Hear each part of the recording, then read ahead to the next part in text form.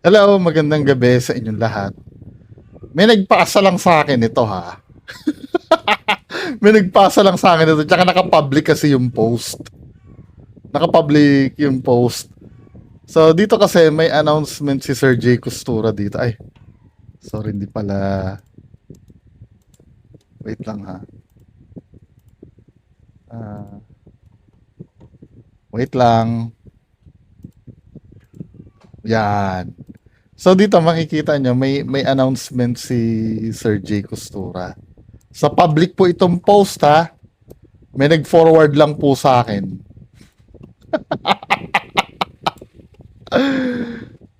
So nakalagay dito, nagbago na naman pala siya uli ng admin. Kasi dati ang admin niya noon sa pagkakaalam ko si Miss Aya. Yung dati yung nakasama niya sa KMJS. So sabi niya dito, mahalagang anunsyo, lahat po ng nagpapaschedule ng reading, ano? Lahat na nagpapaschedule ng reading at cleansing sa mga admin under J. Costura na sina Irene Genosas at Avi Salvador, hinihiling po namin na makipag-ugnayan na lamang direkta sa aming mga kasulukuyang admin na sina Melo Costura, tapos yung Trixie daw, tapos Ria Samonte. Uh, Pakihanda at ipadala ang mga sumusunod. Kopya ng inyong deposit down payment slip o resibo, petsa kung kailan kayo nag-down payment at sinabihan kung kailan ang schedule nyo. Halagang ipinresyo sa inyo, pangalan ng nag-receive ng bayad.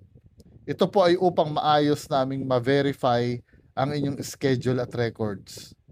Nais po naming ipabatid na hindi na bahagi ng aming pamilya, grabe, di na bahagi ng aming pamilya o team sina Irene Genosas at Abby Salvador. Dahil dito, hindi na sila otorisadong tumanggap ng mga bagong kliyente, bookings o anumang bayad sa ngalan ng aming grupo. Pansamantala po muna po akong magpapahinga at hindi po muna magre-reading. Mag-update po uli ako kung kailan po ang resume ng reading po. Maraming salamat po sa inyong pangunawa at patuloy na pagtitiwala. So, mukhang may naamoy akong nangyayari do sa grupo ni Sir J. Costura. Pero mo sabihin mo, nais po namin pabatid na hindi na bahagi ng aming pamilya. Okay lang sana na hindi na bahagi ng aming team or bahagi ng aming negosyo or basta no, pero yung sabihin mo na hindi na bahagi ng aming pamilya, medyo halatang hindi maganda yung yung paghihiwalay. Then ito pa mga men, ito si Ma'am Irene Genosas. Babasahin ko lang, public po itong post ha. Ayan po yung post, meron siyang parang dito, ayan public. So babasahin ko yung post din eh. Ano kaya nangyari dito kila Sir J. Costura, no? Sabi gano'n nung admin, ah, lahat ng nagpadala sa amin sa online, kami kontakin nyo. Kasi sa amin kayo nagpadala para maayos namin kayo, refund namin. Lahat yon. Ayaw namin magaya kay Aya. Ayaw namin magaya kay Aya. Aantayin lang namin ang pera ni Jay. Kami naghirap mag-reply, magkuha at maghanap ng client 24/7, tapos kukunin nyo. Ano ka, siniswerte, Jay Costura? So, anong nangyari? Sila yung maniningil, ibabalik nila. So, ang pagkakaintindi ko dito, lahat na nagpadala sa amin sa online, kami kontakin nyo kasi sa amin kayo nagpadala para maayos namin kayo. Refund namin lahat yon. Ayaw naming magaya kay Aya. Ano kayo nangyari dun kay Miss Aya? Dating admin niya to, alam ko eh. What do you mean, ayaw namin magaya kay Aya. Aantayin lang namin ang pera ni Jay. Kami ang naghirap mag-reply, magkuha at maghanap ng client 24/7. Tapos kukunin nyo, ano ka, siniswerte, Jay Costura? Ang galing mong mag-post, pa-victim ka. Kinawawa ka kung tutuusin, wala kaming atraso sa'yo. Harap na lang tayo sa dole. Yari! Nagtatrabaho kami sa'yo, walang benefits. 8 years nga kami sa'yo. Tapos yan ibabalik mo sa amin? Dami mo pa mga eksena, panay pauwi ka sa mga pumupunta, di ka na naawa, nakapila yan. Gabi pa lang para matulungan mo, kuno. Hoy, ako nagbabasa lang ako dito, Baka sabihin nyo, wala akong pinapanigan dito. Nagbabasa lang ako. Nagbabasa lang ako ng post. Grabe, no? Dami mo pang eksena, panay pauwi ka sa mga pumupunta, di ka na naawa, nakapila yan, gabi pa lang, para matulungan mo kuno. Pero pinauwi mo lang, wala kang paki sa mga tao na nag-aksaya ng pagod, oras at pera. Tapos dyan sa reading, kung wala kang 10K, grabe. Kung wala kang 10K, di ka mauna, di ka VIP, pera yarn. Grabe, no, 10K? Last time na pagkakaalam ko dyan, alam ko yung may YouTuber na nagpahula dyan na napanood ko dati, 1.5. Alam ko 1.5. Pero 10K, grabe naman yun. Kung sa bagay, ang sinasabi dito, kung wala kang 10K, di ka mauuna, hindi ka VIP. So, pala, may nauuna pala pag 10K. Sa cleansing pa ng bahay, kahit kinausap ka ng maayos, 30K. 30K? Di ka pa kontento, nagsaboy ka lang ng asin. Grabe! Ako na lang, mga magpapa-cleansing 10K. Magsasaboy lang naman ng asin eh. 30K, grabe. Tapos 10K. Hindi kasi mga men, seriously speaking, yung pagpapa-cleansing kasi, may special na ginagawa yan eh. Na ako, hindi ko alam kung paano gawin, no? May orasyon ba yan or something? Yun kasi yung binabayaran doon. Pero kung ayon dito, magsasaboy ka lang ng asin. Ako na lang. 10K. Kasi 30K, grabe. 30,000. Nagsaboy lang daw ng asin. Ayon dito sa post, di ka pa kontento, nagsaboy ka lang ng asin. 30K daw, di pa daw kontento. Mahal din pala, no? Sa online, bayad na lahat-lahat. At tinae na, sarap mo tumanggap. Sa online, bayad na lahat-lahat. Tinae na, sarap mo tumanggap ng pera. Pero magbasa, ayaw kay Kono, makaantay sila kasi sila nangangailangan. Grabe! Grabe, magantay sila nangangailangan. Grabe, sisinghalan mo pa kahit 10K binayad. Grabe yun sisinghalan pa daw. 10K ang binayad. Grabe naman to. Totoo ba to, Sir Jay Costura? Grabe. Hindi ako baka mamaya. Hindi, nabibigla lang ako.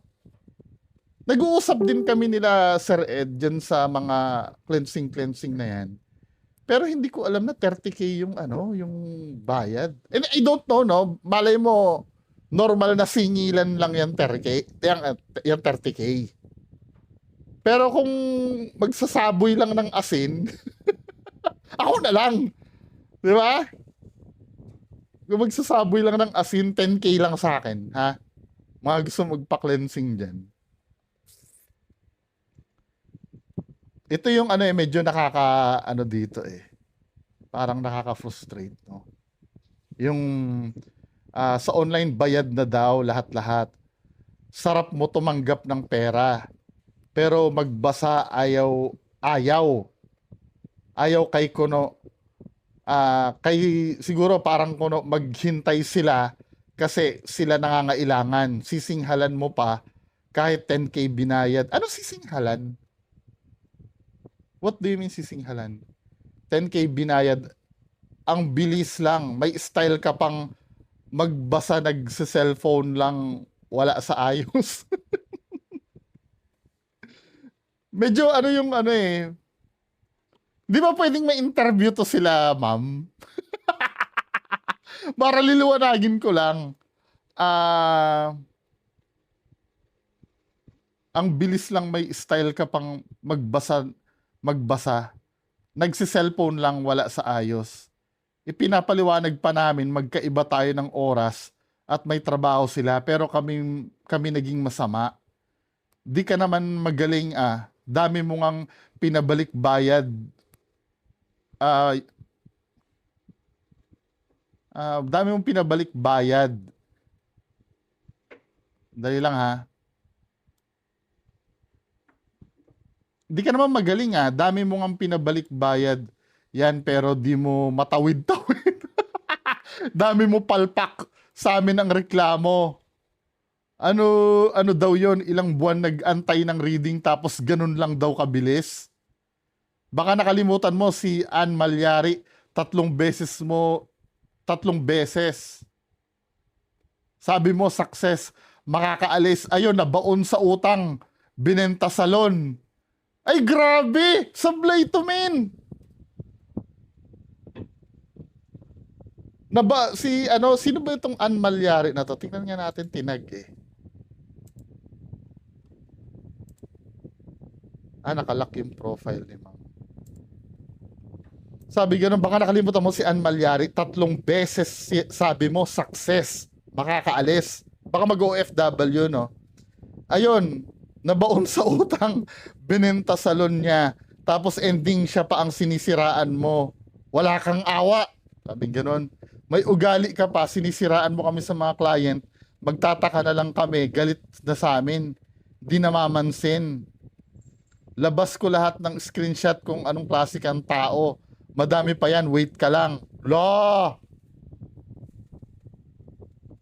Dami. Ma'am Irene, I'm available kung gusto mo magpa-interview. Interviewin ka namin. Na-curious ako dito eh. Grabe, no?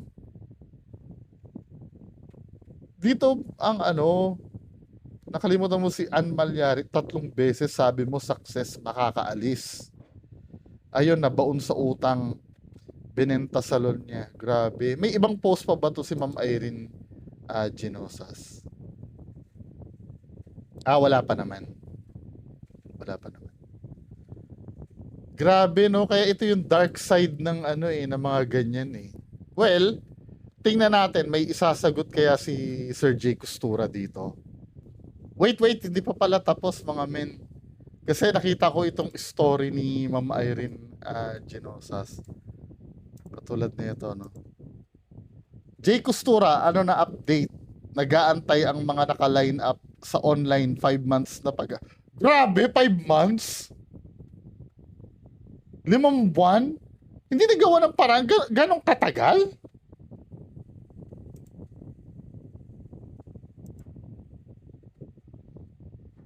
Panay pabalik din naman makatawid. Pinapauwi mo pa mga nakapila kasi sabi mo, masama pakiramdam mo. Ang totoo may lakad kayo ng jowa mo.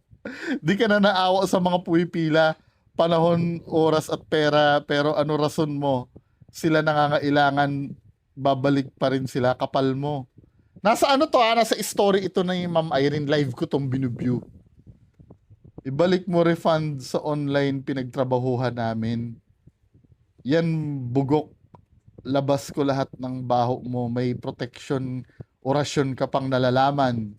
Akala mo magaling ka, dami mo ngang palpak na kami ang sumasalo sa reading para mapaganda lang. Di ka magaling. Dami ngang nagrereklamo, panay pabalik, di ka naman makatawid. Isa-isa lang, isa-isa lang ng tawag. Sagutin ko lahat yan. Ano? Labas ko baho niya. Grabe. Nagbebenta ng love protection pero yung nagbenta inanakan lang, aray mo. Ano, Jay Costura? Block mo ko sa barangay tayo magharap. Asa na powers mo? Wait lang! Ba't bumalik doon? Ano ba? Tinitingnan ko pa eh. Hindi ko pa na story eh.